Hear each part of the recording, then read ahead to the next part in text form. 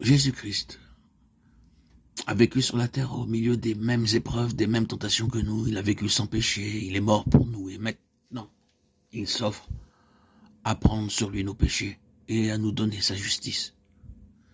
Si vous vous donnez à lui et si vous l'acceptez comme votre sauveur, quelque coupable que votre vie ait pu être, vous êtes à cause de lui considéré comme étant juste. Le caractère de Jésus-Christ est substitué à votre caractère et vous avez accès auprès de Dieu comme si vous n'aviez jamais péché. Et il y a plus. Jésus change votre cœur. Il y habite par la foi. Ces rapports avec Jésus par la foi et cette reddition constante de votre volonté à la sienne, il faut les maintenir. Tant que vous le ferez, il produira en vous le vouloir et le faire selon son bon plaisir. Vous pourrez donc dire, si je vis, ce n'est plus moi qui vis, c'est Christ qui vit en moi. Si je vis maintenant dans la chair, je vis dans la foi au Fils de Dieu qui m'a aimé et qui s'est livré lui-même pour moi. Galates 2:20. C'est ainsi que Jésus pouvait dire à ses disciples, ce n'est pas vous qui parlerez, c'est l'Esprit de votre Père qui parlera en vous. Matthieu 10:20. Alors l'Esprit de Jésus-Christ agissant en vous, vous permettra de manifester les mêmes dispositions que lui et vous accomplirez les mêmes œuvres, des œuvres de justice et d'obéissance. Nous n'avons donc en nous absolument rien dont nous puissions tirer vanité. Nous n'avons aucun sujet de nous glorifier.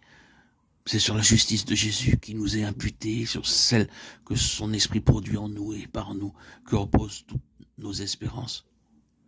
Quand on parle de la foi, il y a une distinction qu'il ne faut pas perdre de vue. Il y a un genre de croyance essentiellement distinct de la foi. L'existence de Dieu, sa puissance et la véracité de sa parole sont des faits que Satan lui-même et ses anges, dans leur fort intérieur, ne peuvent nier. La Bible nous dit, les démons le croient aussi, et ils tremblent, Jacques 2,19. Mais ce n'est pas là de la foi. La foi, celle qui agissante par la charité et qui purifie l'âme, n'est pas une simple adhésion à la parole de Dieu. C'est la reddition complète entre les mains du Sauveur de notre cœur et de toutes ses affections. C'est par le moyen de cette foi-là que l'âme est transformée à l'image de Dieu.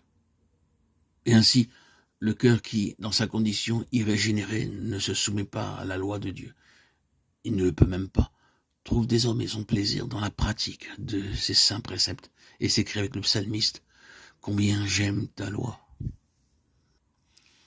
Elle est tout le jour l'objet de ma méditation.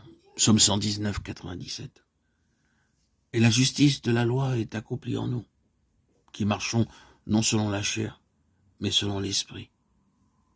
Romains 8, 4.